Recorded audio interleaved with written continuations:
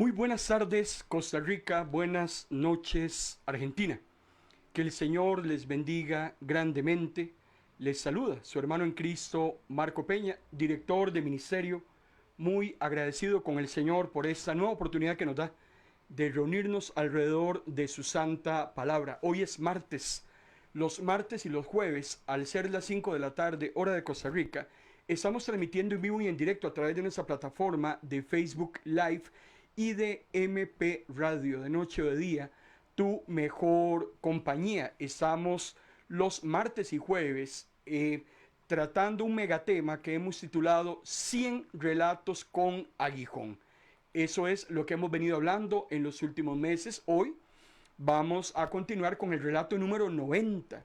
Ya nos vamos acercando poco a poco a la meta de una serie de ilustraciones, de fábulas que Jesús utiliza para traer hermosísimas verdades bíblicas que tal vez son poco comprensibles para el razonamiento humano, pero que el Señor, utilizando métodos, situaciones en su contexto histórico, conocidas, contemporáneas, para con los que lo están escuchando, que también son aplicables hoy en día, hace más fácil la comprensión de lo que el Señor realmente quiere enseñar. Eso es de lo que hemos venido hablando. Jesús enseñó de una manera muy simple. Jesús no escondía absolutamente nada. El Señor siempre se mostró abierto, pero única y exclusivamente para aquellos corazones que definitivamente querían recibir la palabra del Señor. Aquellos corazones endurecidos, los que siempre rechazan al Señor o tal vez tienen cosas, según ellos, más importantes que hacer. Es muy difícil que la palabra del Señor pueda calar en sus corazones. Estamos de aniversario. El día de ayer, 15 de enero, cumplimos 3 años para la honra y la gloria del Señor. 1095 días de transmisiones ininterrumpidas. Los 7 días de la semana, Ministro de la Palabra está llevando las buenas nuevas de salvación para todos aquellos que quieran sintonizar nuestras diferentes plataformas audiovisuales. Estamos en ese cometido que el Señor ha puesto en nuestras manos. La sesión de esta noche la hemos titulado Tan lindas que son las mamás. Yo creo que usted, amado hermano y amada hermana, coincidirá conmigo de que si hay algo lindo que ha hecho Dios en el universo, han sido las madres. Bueno, pues interesantemente hay una ilustración muy hermosa, muy interesante, nos pone a pensar y está relacionada con una mamita que se presenta delante del Señor Jesús. Entramos inmediatamente entonces en materia, pero no sin antes recordarles que en estas semanas anteriores, la semana anterior, Jesús tiene un fino sentido de lo que es la observación.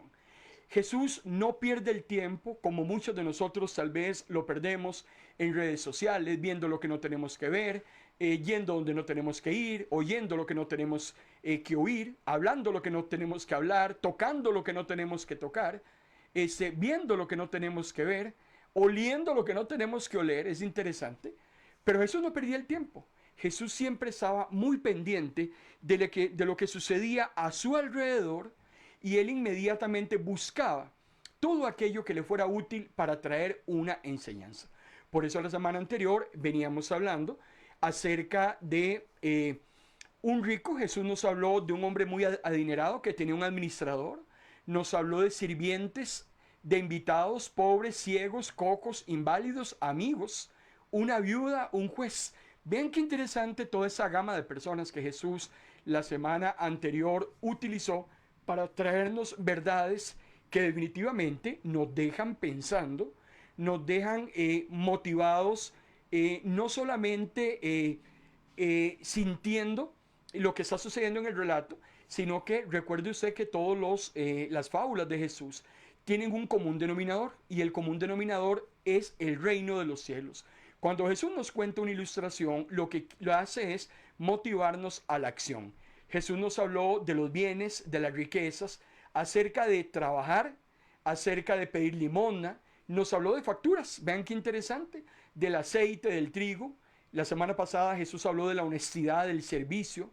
Nos habló de cenas, de caminos, de veredas, de campos. Nos habló de ovejas. Es increíble cómo Jesús utiliza, amado hermano y hermana, una serie de personas, profesiones, animales, todo lo que es flora, fauna, el clima, para traernos una hermosísima verdad. Hoy conversaba con alguien en horas de la mañana y es increíble cómo el Señor y Romanos, el apóstol Pablo en Romanos 1, definitivamente lo confirma. La creación, y los salmos también lo dicen, la creación habla acerca de un creador, valga la redundancia, de alguien que hizo cosas muy hermosas. Cuando usted ve las hormigas trabajando, cuando usted ve esos celajes, cuando usted ve esos cielos estrellados, cuando usted ve la risa de un niño, uno dice definitivamente hay un creador detrás de esas cosas. Qué lástima que haya en este momento muchas personas que se pierden la oportunidad de ver todas esas maravillas y de reconocer al único que merece toda honra y toda gloria. Vamos al relato número 90 que he titulado Tan lindas que son las mamás. Así le puse yo a ese relato. Le recuerdo que yo leo el texto y trato de extrapolar a nuestro contexto histórico. Si yo tuviera que ponerle un nombre a ese relato, a esa ilustración, imagen, analogía, como usted quiere llamarle, alegoría, yo encuentro cuál es el nombre que mejor yo puedo utilizar para ese relato. Y me gustó mucho, después de leerlo, después de analizarlo, reflexionarlo, hacer la hermenéutica en nuestro contexto histórico, yo consideré que el título que mejor le calzaba a este relato es Tan lindas que son las mamás. Mateo capítulo 20, versículo 20 al versículo 28. Inmediatamente entramos a la palabra del Señor. Recuerde que un mensaje de la palabra, un mensaje evangelístico, una predicación, una enseñanza, si no tiene Biblia en mano, el que aconseja, si no tiene Biblia en mano, no aconseje. Si no tienes Biblia en mano, no prediques. Si no tienes la Biblia en mano, no evangelice, no enseñe. No pierda su tiempo, porque el Señor no va a respaldar nuestros mensajes, nuestras palabras, nuestras consejerías, si no utilizamos su palabra. Mateo capítulo 20, versículo 20 y 21 dice, en esto se le acercó la esposa de Zebedeo, junto con sus dos hijos. Los hijos son discípulos de Jesús, Jacobo y Juan, y se arrodilló ante él. ¿Qué quieres?, le preguntó Jesús. Jesús sabe que es lo que la mamita de esos dos discípulos le va a preguntar. Sin embargo, Jesús le hace la pregunta. Jesús sabía por dónde era que iba la procesión, como decía mi abuela. Quiero, dice la señora, que cuando establezcas tu reino, mis dos hijos se sienten junto a ti en el trono, uno a tu derecha y el otro a tu izquierda. Eso es todo lo que pido. Vea qué linda mamá, siempre pensando en los hijos, siempre buscando lo mejor para sus retoños. Así son todas las madres, siempre buscando lo mejor para los suyos, viendo cómo él los cuida, cómo los alimenta, cómo los protege, como la gallina, a sus pollitos. Otra ilustración que Jesús también utilizó, hablando de cómo él quería cuidar, proteger a Jerusalén. Así son las mamás, así es la suya, así es la mía, bendito Dios, así son la gran mayoría, para que me salga hasta en verso. Esta mamá se le acerca a Jesús y le hace una petición cortita, pequeñita, como pareciera como que no le está pidiendo nada del otro mundo. Cuando investigamos acerca de esta señora, esta mujer, cuando nos adelantamos a Mateo capítulo 27, versículo 56, recuerde usted que muchas mujeres siguieron a Jesús, le colaboraban, le ayudaban en el ministerio. Usted cuando lee el libro de Lucas, el Evangelio de Lucas, que es el Evangelio de las mujeres, personalmente yo lo he considerado así, Jesús le devuelve a la mujer el papel preponderante que la mujer había perdido en su contexto histórico. La mujer era denigrada, la mujer, con todo respeto, en el contexto, no valía absolutamente nada. Pero Jesús le devuelve ese lugar de honor a la mujer y muchas mujeres lo seguían. La esposa de Zebedeo, la madre de Jacobo, la madre de Juan, Juan que es el escritor del Evangelio de Juan, el escritor de las cartas de Juan, el escritor del libro de Apocalipsis, pues era esa señora. Usted va a Mateo capítulo 27 y la encontrará como una gran seguidora de Jesús. Como cualquier madre orgullosa de sus hijos, viene donde el maestro con una petición que ella sabía que sus hijos iban a estar muy contentos, sus hijos iban a estar muy felices de que mamita intercediera por ellos. Vean qué interesante por dónde es que ya empieza a moverse los hilos conductores de ese acontecimiento. Eso no es un relato que Jesús está contando, esa es una ilustración de un acontecimiento que se está generando en este momento, pero que tiene una grandísima enseñanza. Ese acontecimiento trae precisamente entonces una ilustración que Jesús quiere darle a usted y darme a mí y dejarnos un valor agregado.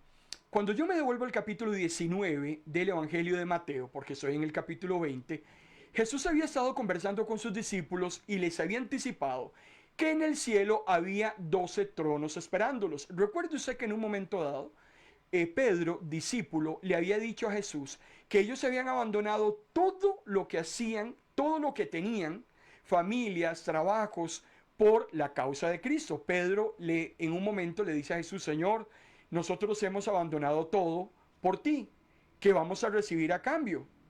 Jesús viene diciéndole a sus discípulos que nadie que deje lo que sea por la causa de Cristo se va a quedar con las manos vacías, porque en esa vida o en la otra el Señor lo va a recompensar grandemente. En Mateo 19, ahora Jesús les dice a los 12 que en el cielo hay 12 tronos esperándolos.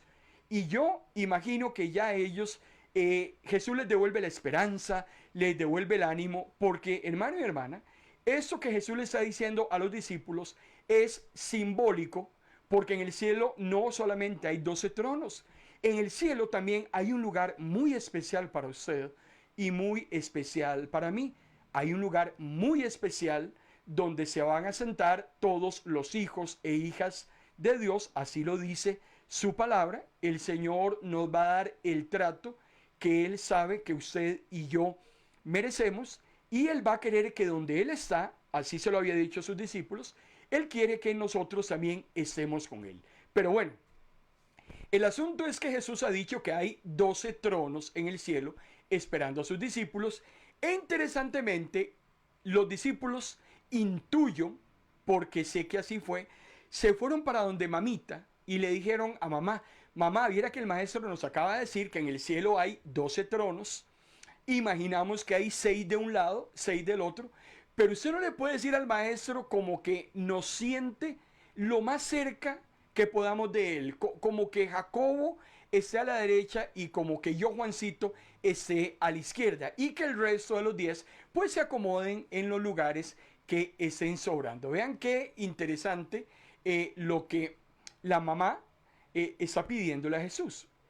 Ahora Jesús pues va a responder la pregunta, pero Jesús no le responde a la mamá. Jesús le responde a los dos discípulos, porque Jesús sabe que fueron ellos los que fueron a pedirle a mamita que intercediera por ellos. Como muchas veces usted y yo le hemos pedido a nuestras madres que hagan algo por nosotros porque tal vez no nos atrevemos a hacerlo. Jesús viene y le habla a estos dos muchachos y les dice: a ver, ustedes dos que fueron donde su mamá, ¿se creen ustedes capaces de beber del terrible vaso del que yo tengo que beber? ¿Y de resistir el bautismo con que voy a ser bautizado? Inmediatamente ellos respondieron: sí podemos. Pero ni lo pensaron dos veces. Entonces Jesús viene y les dice: yo no tengo el derecho de decidir quiénes se sentarán junto a mí. Mi Padre es el que lo determina. De una vez Jesús le dice a esos dos muchachos que no se preocupen si se van a sentar a la pura par de él o si se van a sentar de últimos. El tema es que se van a sentar en el cielo. Hay un lugar para todos los hijos e hijas de Dios. Y lo que menos nosotros tenemos que hacer es entrar en ese asunto de los tratos preferenciales, como que si el Señor me prefiere a mí en lugar de usted. Así no funciona. El Señor no prefiere al pastor por ser pastor, y a la hermanita que llega solo los domingos la deja de último porque el pastor es el pastor. Así no funciona en el reino de los cielos. El mismo Jesús lo va a decir a continuación. Pero lo que a mí me llama la atención, antes de andar buscando lugares de preferencia, antes de buscar ser el centro de atención, antes de que todas las cámaras se dirijan a mí y que la gente me diga qué lindo predica, qué lindo canta, qué bonito como dirige, qué bonito como ayuda, qué gran diezmador es usted. Antes de eso, Jesús está interesado más bien hasta dónde nosotros como hijos e hijas de Dios estamos dispuestos a sufrir y a padecer por su causa. Porque aquí lo primero que le dice a los dos hombres es que lejos de preocuparse el lugar donde se van a sentar, porque ese lugar está asegurado, lo que deberían estar preocupados es la disposición que tengan de padecer por la causa de Cristo. Por eso Jesús les dice, ustedes están dispuestos y capacitados para beber del terrible vaso con el que yo voy a beber. Ustedes están dispuestos a resistir del bautismo con que yo voy a ser bautizado. Jesús estaba hablando de su crucifixión, Jesús estaba hablando de su muerte, Jesús está hablando de la situación tan difícil que va a atravesar. Ahora, los discípulos responden muy rápido. Claro que sí, nosotros sí podemos. Pedrito fue uno que impetuosamente, acercándose el momento del arresto de Jesús, Pedrito dijo, yo voy con usted donde sea. Y si tengo que morir, yo voy a morir por usted. Que se vengan los que sean. Jesús se le queda mirando con ojos de amor y le dice, ay Pedro, muy fácil es hablar, muy fácil es decir. Pero cuando ya llega el momento en que tenemos que probar lo que nosotros hemos dicho de palabra, es ahí cuando nuestras acciones definitivamente están muy contrariadas, muy distantes, muy alejadas de lo que es la realidad. Nosotros podemos hablar y decir un montón de cosas, pero decía mi abuela que del dicho al hecho hay mucho trecho. Esos muchachos respondieron rápidamente, pero no se sentaron a analizar la respuesta. Por eso, cuando nosotros, hermano y hermana, nos comprometemos con el Señor, cuando nosotros hacemos un voto a Dios, cuando nosotros decidimos involucrarnos en la obra del Señor, Jesús mismo lo decía, hagan los números, revisen muy bien si pueden o si no pueden, porque nadie construye una torre y la deja a medio camino porque todo el mundo se va a burlar. Usted y yo tenemos que revisar muy bien hasta dónde, y lejos de vivir esa vida pretenciosa, esa vida autosuficiente, deberíamos más bien pedirle al Señor que Él nos ayude, que Él nos acuerpe, que Él nos dé la fortaleza, porque de Él es quien viene todas las cosas. Cuando usted analiza, hermano y hermana, esta impetuosidad de esos dos muchachos, si vamos al huerto del Getsemaní, cuando Jesús es arrestado, ¿qué estaban haciendo todos los discípulos en ese momento? Contrario a lo que Jesús les había solicitado. Jesús les dijo, velen y oren en ese momento porque la situación se va a poner horrible. ¿Cómo los encuentra Jesús? Los encuentra durmiendo. Ahí estaba Jacobo, ahí estaba Pedro, ahí estaba Juan, ahí estaba Felipe, Natanael, ahí estaban todos los discípulos, Mateo, todos estaban ahí. Ahora, y cuando vemos el caso de Pedro, por ejemplo, fallándole a Jesús, todos cuando salieron huyendo en el momento del arresto, por eso es muy claro lo que hemos venido diciendo, es muy fácil hablar y es muy difícil cumplir aquello que hablamos. Cuando analizamos a Jacobo, el hermano de Juan, recuerde usted que el primer discípulo en morir es Jacobo. Jacobo fue asesinado por Herodes Antipas, eso lo leemos allá por Hechos capítulo 12. Y Juan, su hermano, es el último en morir. Juan muere por causas naturales. Aparece el libro de Apocalipsis. Después no sabemos absolutamente nada del apóstol Juan. Esos dos hermanos, uno es el primero que muere y el otro es el último en morir. Pero del resto de los discípulos sabemos muy poco.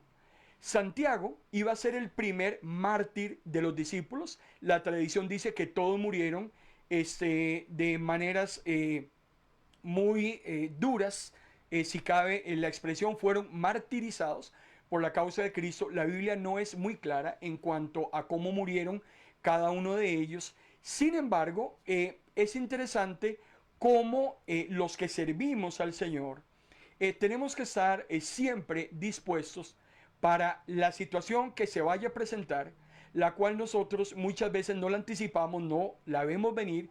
Y nuestra oración siempre tiene que ser pedirle a Dios que nos dé su fortaleza, que nos dé su cobertura, porque en cualquier momento, hermano y hermana, algo puede suceder.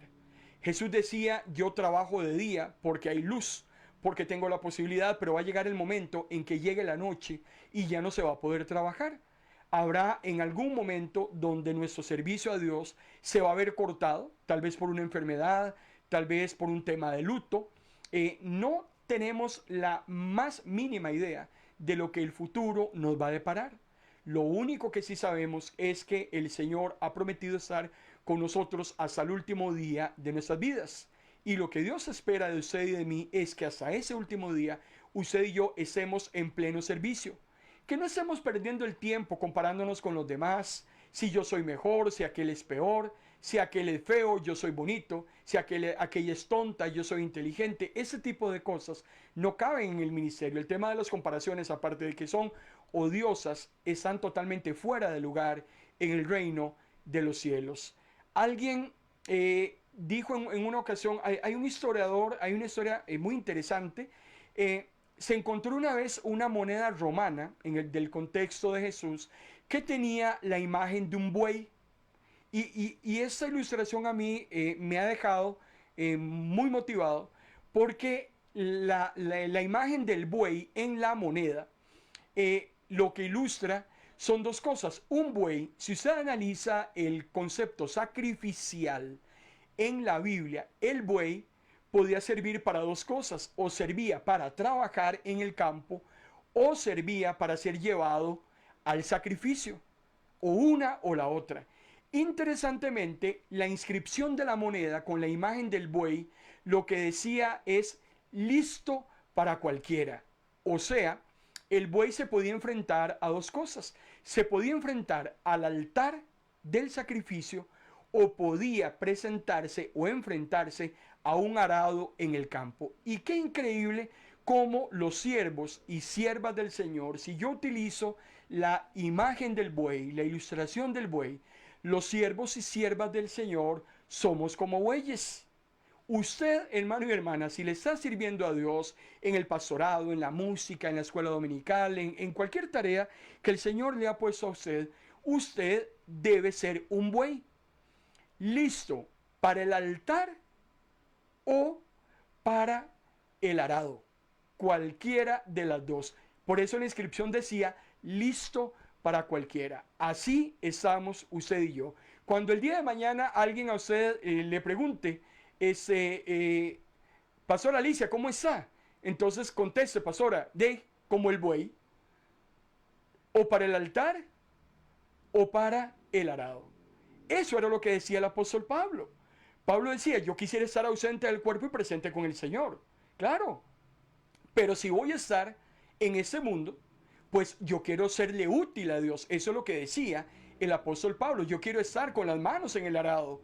Pero si el Señor ya me llama para el altar, si el Señor me llama para el sacrificio, póngale usted a la aflicción el nombre que sea, pues bueno, usted y yo tenemos que estar preparados o para una cosa o para la otra, para el sacrificio o para el campo, para el altar o para el arado. Así es como yo desearía que a partir de hoy usted, hermano y hermana, perciba su servicio al Señor, exactamente como este animalito que tiene que estar listo y presto para lo que sea. Y ahí es donde se cumplirá la voluntad del Señor en nuestras vidas. Tarde o temprano, el Señor sabrá recompensar nuestro esfuerzo. Listos para cualquier cosa.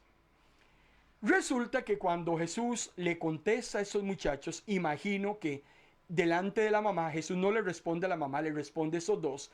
Recuerden usted que hay otros 10 que forman el grupo de los 12 que se dieron cuenta de esa petición de esos dos hermanos y nos dice Mateo capítulo 20, versículo 24 al 25, los otros 10 discípulos se enojaron al enterarse de lo que Jacobo y Juan habían pedido.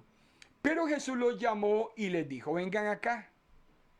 En las naciones paganas, los reyes, los tiranos o cualquier funcionario está por encima de sus súbditos. Aquí Jesús trae una ilustración muy interesante Porque en primer lugar, los otros 10 se enojan por lo que esos dos fueron a hacer y cómo incitaron a la mamá para que se presentara delante de Jesús. Ahora, yo me cuestionaba, ¿por qué esos 10 se enojaron? ¿Se enojaron por el mal proceder de esos otros dos discípulos o se enojaron porque esos dos se les adelantaron? Qué interesante, porque muy probablemente ellos estaban muy molestos con esos dos hermanos porque se abalanzaron antes de que a ellos mismos se les ocurriera hacer exactamente la misma petición. Lo que es el estatus, lo que es el poder, lo que es la posición, lo que es la grandeza, la autoridad, definitivamente hoy permea a muchos hombres y mujeres que dicen llamarse líderes cristianos, que ocupan lugares de eminencia en el seno eclesial y que desconocen definitivamente la verdadera naturaleza de lo que es el poder según lo que Jesús ha enseñado. Es una lástima como hoy en nuestras iglesias funciona exactamente igual. Queremos hacer lo que el mundo hace. El mundo ve al presidente, el mundo ve al más inteligente, al intelectual, al del IQ más alto. El mundo ve a la mujer más hermosa. El hombre ve al deportista más laureado, al hombre más rico en ese planeta. Eso es lo que el mundo ve. Sin embargo, usted y yo sabemos que Jesús no ve lo que ve el mundo. Recuerde usted cuando Samuel va a escoger el segundo rey de Israel, pasan los 7 hijos de Elí.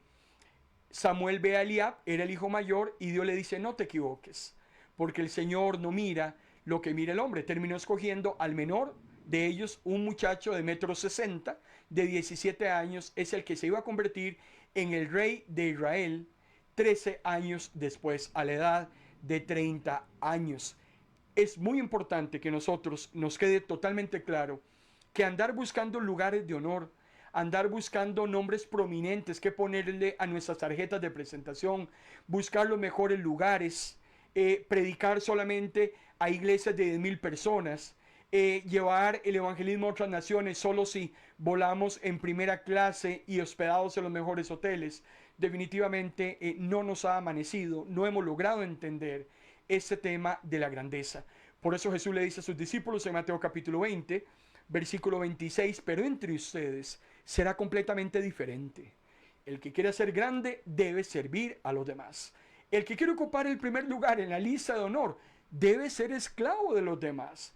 Recuerden que yo, el Hijo del Hombre, no vine para que me sirvan, sino para servir y dar mi vida en rescate de muchos. Jesús mismo se está poniendo de ejemplo delante de sus hombres para decirles que Él era el dueño de todo, pero aún así estaba dispuesto a convertirse en un siervo. Allá en Juan capítulo 13, la noche antes de morir, Jesús empieza a lavar los pies de sus discípulos, una labor que era ejecutada por el siervo más humilde de la casa. Era quitarle toda la tierra, la suciedad, la hediondez a los pies de los hombres y mujeres de ese entonces que llegaban a la casa. A ellos, recuerde usted que ellos andaban con sandalias, zapatos abiertos, tragando toda la suciedad que podían impregnarse en sus pies. Y el siervo más humilde era el que terminaba limpiando toda esta suciedad. Si Jesús lo hace, ¿qué cree usted que usted y yo deberíamos, hermano y hermana, entonces hacer? Por eso es que ministrar, servir en el reino de los cielos tiene una connotación sumamente diferente a lo que el mundo nos está diciendo allá afuera que nosotros deberíamos ser. Por eso, qué linda la mamá de Jacobo y de Juan. Es una lástima cómo esos dos muchachos embarcaron a la doñita a ir a pedirle algo a Jesús que era impensable. Es una lástima que en nuestras iglesias tengamos hombres y mujeres que andan buscando precisamente esos lugares de preeminencia, pensando egoístamente en nosotros mismos y no pensando en los demás. Jacobo y Juan no estaban pensando en el resto de los discípulos, estaban pensando solamente en obtener un lugar de honor para ellos dos. Que eso no le suceda a usted y no me suceda a mí. El relato número 91 que vamos a estar analizando, de más de 100 relatos que hemos decidido conversar, reflexionar, yo lo he titulado El malo y el malo. Así le puse yo a este relato. Se encuentra en Lucas capítulo 18, versículo 9 y 14. Tal vez cuando lo empecemos a leer usted va a comprender de qué es lo que consiste el relato, porque tal vez usted ha escuchado la predicación, tal vez usted lo ha leído, pero yo le quise poner como título al relato El malo y el malo. Y ahora usted me va a dar la razón de por qué le puse yo este nombre. Es una parábola que Jesús le cuenta a sus hombres. Está en Lucas capítulo 18, versículo 9 y 10. Y dice la palabra del Señor. Jesús les contó esta parábola a unos que se creían muy justos y despreciaban a los demás. Vean que estamos llevando el mismo hilo conductor de la grandeza, el mismo hilo conductor del servicio, de la humildad, de lo que realmente Jesús espera de usted y de mí como siervos y siervas. Dos hombres fueron al templo a orar. Uno de ellos era fariseo y el otro un cobrador de impuestos. Solamente cuando yo leo esas primeras líneas del relato, yo trato de extrapolar a nuestro contexto histórico a todos aquellos hermanos y hermanas que asisten a nuestras congregaciones, los que se conectan a esas transmisiones en vivo. Dice Jesús que dos hombres entran al templo y fueron a orar. Aparentemente esas dos personas llevaban la misma dirección, la misma intención. Sin embargo, conforme Jesús va desarrollando el relato, nos damos cuenta que no necesariamente todas esas personas que usted ve en la iglesia levantando las manos, todas están adorando al Señor. Muchas personas van a la iglesia simplemente porque tal vez no tienen nada mejor que hacer en sus casas. Muchas personas van a las iglesias a ver qué pueden recibir y obtener de las iglesias. Otras personas van a las iglesias a ver qué hacen los demás, a ver cómo se comportan los demás para criticarlos después que el culto termina. Así es que no presuma usted, si usted hace un ejercicio, en el momento en que están cantando o alabando, usted se va hacia atrás, hacia la puerta, y usted ve de espalda a todas esas personas, unos llorando, otros gimiendo, otros levantando las manos, otros están arrodillados. Usted no tiene ni la más remota idea de lo que verdaderamente está aconteciendo en el corazón de esas personas. Y yo no le estoy llamando a usted a criticar absolutamente a nadie, sino a darle la razón a Jesús de lo que el Señor nos está enseñando a través de este relato. Todos podemos asistir al culto de la iglesia, pero no todos vamos con la intención de recibir, de servir, de adorar, de agradecerle a Dios. No todos vamos con esa misma intención, aunque todos nos veamos bonitos, peinaditos, aunque pareciera como que todos somos de los mismos. Hermano y hermana, no se engañe, eso no sucede. Jesús me está hablando de dos hombres que entran al templo, aparentemente los dos a hacer lo mismo. Y Jesús rápidamente me dice que uno es un fariseo, un maestro de la ley, un doctor en todo lo que tiene que ser de materia legal, hablando del concepto del judaísmo, y otro, un cobrador de impuestos. Entonces ya Jesús empieza a ir metiendo a los escuchas en el relato. Trate por favor usted de imaginarse la obra de teatro. Trate usted de imaginarse el templo y esos dos hombres entrando. Recuerde usted que el relato, la parábola, parte de una actitud que Jesús ve en unos hombres que se veían a sí mismos muy justos, muy santos, los perfectos, los que creen que pueden criticar a los demás, los que se exculpan a sí mismos e inculpan a otros, los que andan buscando perfección donde no la hay, los que creen que para ellos son las bendiciones y para los demás son las maldiciones. No sé de qué lado de la balanza se encuentra usted en esta tarde, pero bueno, que sea el Espíritu Santo el que le hable a su corazón. Un fariseo, un publicano, dice Jesús, entran a orar. Cuando usted inmediatamente lee de un fariseo y de un publicano, Rápidamente vamos a notar, si usted ha leído un poco acerca de los evangelios y usted ha leído las características de unos y otros, es interesante cómo esas dos personas son lo que nosotros llamamos contrastantes, como el agua y el aceite. Un fariseo, un doctor en la ley, muy riguroso en cuanto al judaísmo, y un publicano, un hombre que recaudaba dinero a favor de el imperio romano y que en el contexto histórico era un hombre muy odiado por el pueblo porque ese hombre también se enriquecía del dinero que se extorsionaba a los pobres por materia de impuestos. Entonces rápidamente usted imagina a un bueno y a un malo. No sé para usted quién es el bueno, no sé para usted quién es el malo. Eso es lo que queremos ir dilucidando poco a poco con el relato. Es interesante. Yo recordaba que lo mismo sucede con el cuento, por ejemplo, de la Caperucita y el Lobo. Tal vez usted ha escuchado de ese cuento que es muy famoso. Es un relato cortito mundial. Y siempre se nos contaba que la Caperucita era la buena y que el lobo es el malo.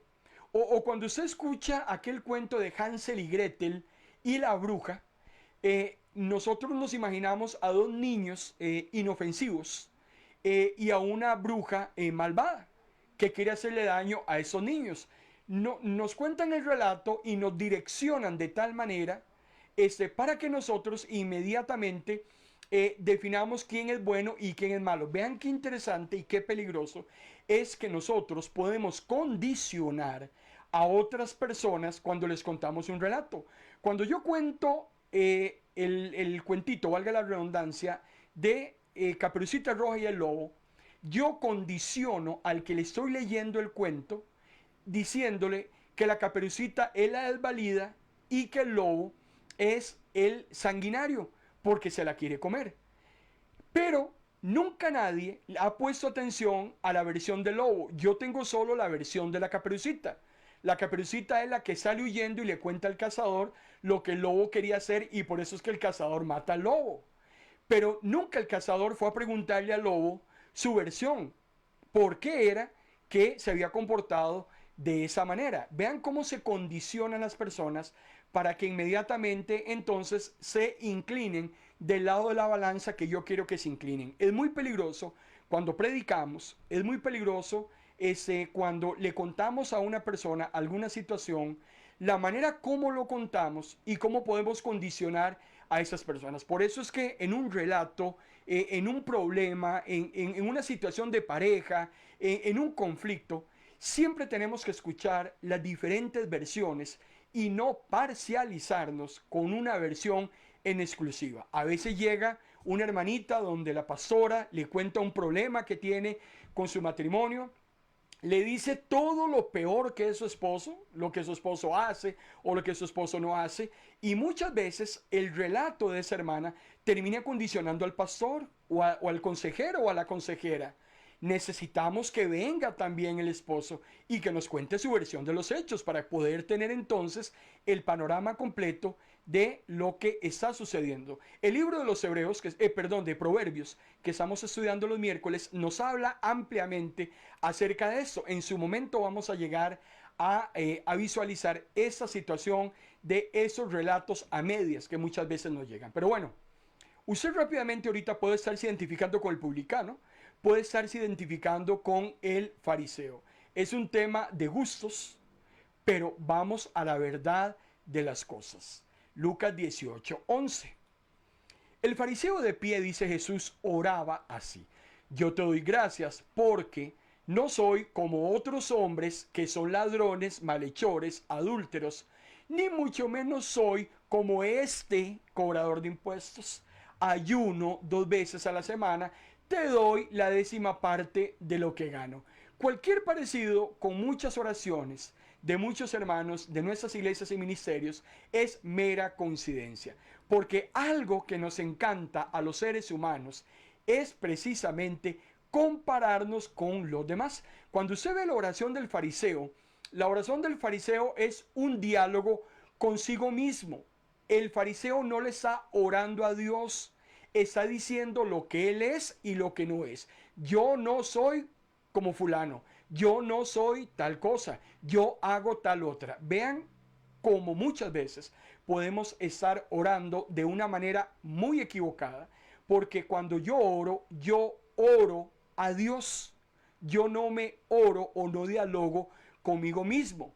Muchas veces hay gente que dice que le ora a Dios, pero lo que está haciendo es orándose a sí mismo, diciendo lo buenos que son. Señor, hoy ayudé a una viejita que no tenía para los pases, hoy fui y visité a una hermana al hospital, hoy yo hice ayuno de 3 horas. Eso no es orar. El enfoque de este tipo de oraciones está centrado en la persona y no en Dios. Entonces la persona se dirige a Dios como diciéndole, hágase mi voluntad y no la tuya.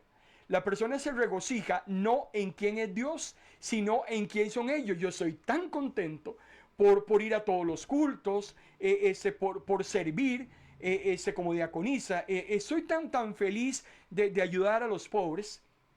Y qué peligroso este tipo de oraciones cuando yo denoto, cuando yo digo, es que yo no soy como mi vecina, es que yo no soy como mi compañero de trabajo y te doy gracias porque yo no soy como la pastora. Hermano y hermana, esto lo que denota es una falsa humildad y un verdadero orgullo. Definitivamente así es como hay que verlo. Ahora, ¿por qué fácilmente yo me puedo comparar con otra persona?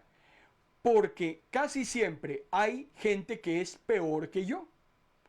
Compárese usted con alguien y las comparaciones siempre serán con aquellas personas que sean menos que nosotros en cualquier área de la vida, en una profesión, en alguna virtud, en alguna posesión.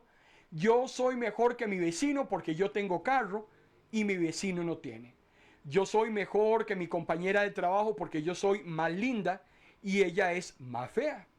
Yo soy mejor que el hermano de la iglesia porque yo diezmo todos los domingos y mi hermano no tiene ni siquiera donde caer muerto.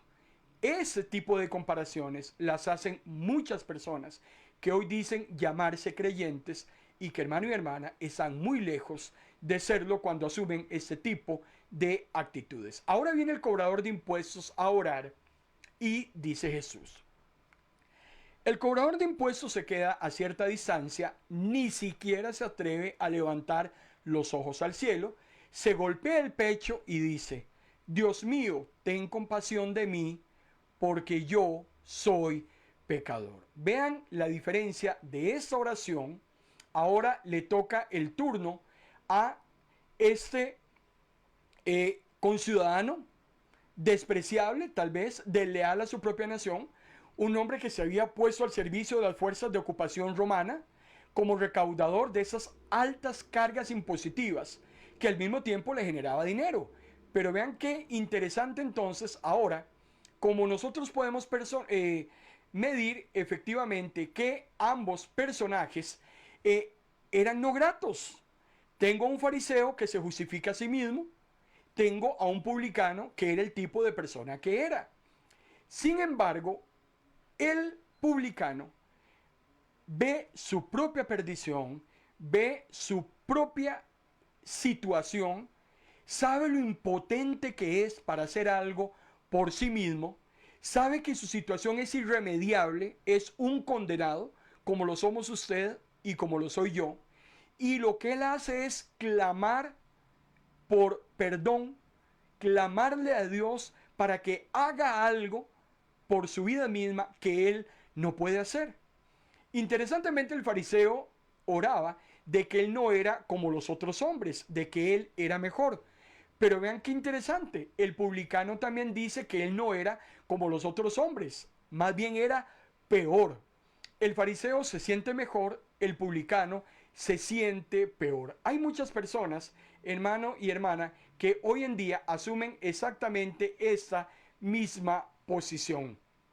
Había un antiguo rabino en el contexto histórico de Jesús que se llamaba Simeón. Simeón predicaba en su contexto histórico, este rabino, que si en el mundo existieran solamente 30 personas justas, él y su hijo serían dos de esas personas. Que si en el mundo existieran solo 20 personas justas, él y su hijo serían dos de esas 20 personas. Si en el mundo existieran 10 personas justas, solo él y su hijo serían dos de esos 10. Si en el mundo existiera, decía Simeón, solo dos personas justas, serían solamente él y su hijo. Y si en el mundo existiera una sola persona justa, Simeón decía, ese sería yo. Cualquier parecido es mera coincidencia con lo que muchas veces usted y yo, hermano y hermana, pensamos acerca de nosotros mismos. Dice Jesús, Lucas capítulo 18, versículo 14, les aseguro, dice Jesús, que hablando el publicano, y no el fariseo, regresó a su casa habiendo sido perdonado por Dios. Porque el que se engrandece a sí mismo será humillado, y el que se humilla será engrandecido. Y aquí hay algo que a mí me dejó pensando, me ha dejado meditando, me ha dejado reflexionando mucho. Dice Jesús que dos hombres entran al templo a orar. Se presume que cuando usted va a la casa del Señor, se presume que cuando usted se conecta a nuestras diferentes transmisiones de ministros de la palabra, usted entra a la transmisión. Pero cuando usted sale de esa transmisión, cuando usted sale de la iglesia, usted, hermano y hermana, no puede salir de la misma manera como usted entra.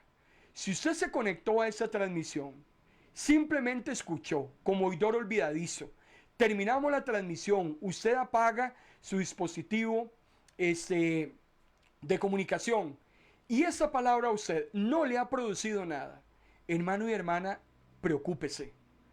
A mí me preocupa cómo se llenan nuestras iglesias. ¿Cuántas personas van a los cultos? Y usted dice, pero qué barbaridad de cantidad de gente que llega a esa iglesia. Pero muchos de los que entran a la iglesia salen de la misma manera como entraron.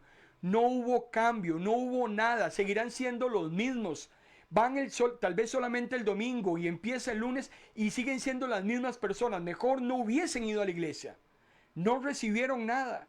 No fueron absolutamente a nada. Y aquí me preocupa cuando Jesús a mí me dice, yo les aseguro que hablando el publicano y no el fariseo, regresó a su casa perdonado por Dios. Dicho de otro modo, el fariseo fue a la iglesia a nada.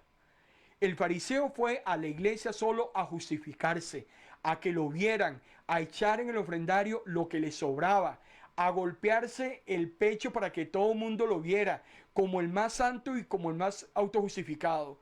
El problema es que sale de la iglesia, salen de esa transmisión y siguen siendo las mismas personas, los mismos perdidos. No hay un cambio en ellos. Su orgullo, su petulancia, su enaltecimiento, su altanería, su egocentrismo no cambia.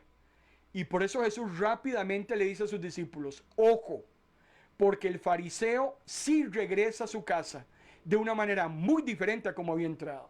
El fariseo regresa a su casa perdonado. Cuando usted entra a la iglesia y sale, usted sale diferente. Usted tal vez llega con una carga de culpa. Usted tal vez llega a esta transmisión con un problema, con una decisión que usted tiene que tomar y usted no se imagina que tal vez la palabra que le está dando algún ministro de ese ministerio, tal vez era lo que usted necesitaba escuchar y usted termina esa transmisión con esa solución que usted requería y que viene del cielo porque está sustentada en la palabra. Pero si yo llego a la iglesia y salgo de la misma manera como llego, murmurando de la pastora, señalando al hermano, criticando el mensaje del pastor, definitivamente se cumple lo que dice Jesús. A como entramos, así salimos. Porque el que se engrandece, dice Jesús, va a ser humillado.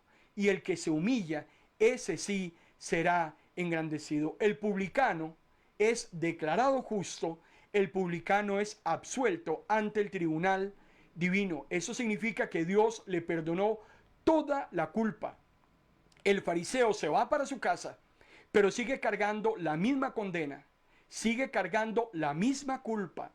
No ha reconocido realmente quién es él y quién es Dios. Ahora, aquí Jesús no está señalando a todos los fariseos, ni Jesús está justificando a todos los publicanos. No nos equivoquemos, porque aquí Jesús no está diciendo quién es bueno y quién es malo. ¿Por qué cree usted que yo le puse de título a este relato el malo y el malo? Porque ambos son malos, porque ambos necesitan el perdón de Dios, porque ambos son criaturas del Señor, porque ambos le pertenecen a Dios, les quede claro o no les quede claro, porque ambos necesitan venir a los pies heridos de Cristo. Tan malo es el fariseo como tan malo es el publicano. Yo no puedo justificar al publicano. Si a mí me cuentan esa historia y yo inmediatamente digo, es que el publicano es bueno y el fariseo es malo, cuidado, porque puede ser que yo me esté colocando en la misma posición del fariseo. Yo no puedo decir quién es malo y quién es bueno. Lo que yo sí puedo decir en esta tarde noche es que todo ser humano necesita venir con la misma actitud de ese publicano y reconocer realmente que si el Señor no hace algo por nosotros mismos, jamás nosotros podremos hacer algo. Si no es el Señor el que nos perdona, nos justifica, nos escucha nuestro clamor, sabe cuánto le amamos, sabe que fallamos y reconocemos delante de Él, algo puede suceder. Pero tengamos también mucho cuidado, y en eso sí quiero ser totalmente claro con usted, es que cuidado, podemos caer usted y yo, hermano y hermana, en una situación tan preocupante, tan difícil de llegar y pretender que nosotros somos mejores que los demás. Jesús lo que nos habla es que tengamos mucho cuidado en ser pretenciosos cuando oramos, en creernos mejores que los demás, hasta en justificar más a uno y despreciar al otro. No debemos caer en ese tipo de cosas, porque podríamos entonces convertirnos y estar en la posición del fariseo. Te damos gracias, Señor, en esta tarde noche por tu palabra. Gracias. Tu palabra no vuelve vacía. En ese momento tu Espíritu habla a nuestros corazones. Hemos aprendido en esta tarde noche de la grandeza. Hemos aprendido de la humildad.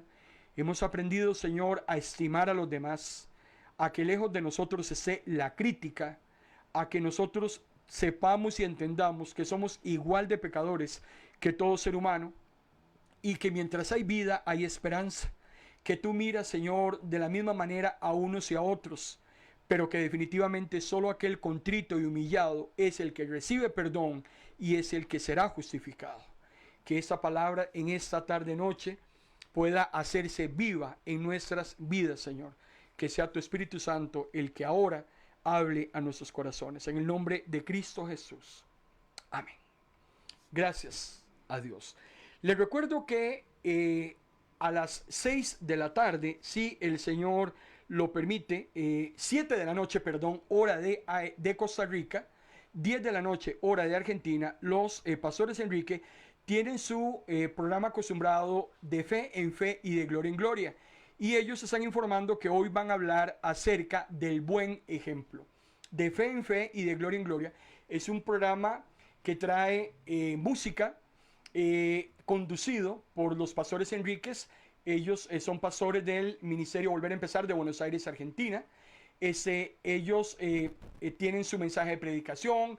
Ellos reciben peticiones. Si usted tiene alguna petición, hágala en la transmisión de esta noche. Los pastores estarán orando por sus peticiones. Les recomiendo un buen programa, muy edificante para su vida.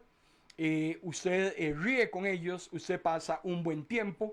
Ellos le edifican, ellos están dispuestos a servirle de 7 a 8 de la noche, hora de Costa Rica, 10 a 11 de la noche, hora de Argentina, a través de MP Radio, de noche o de día, tu mejor compañía. Estamos cumpliendo ayer, 3 años, estamos de aniversario. Bendito Dios, porque el Señor está haciendo grandes cosas a través de nuestro ministerio, y también lo debemos a sus oraciones, a su apoyo desde todo punto de vista. Vamos para grandes cosas.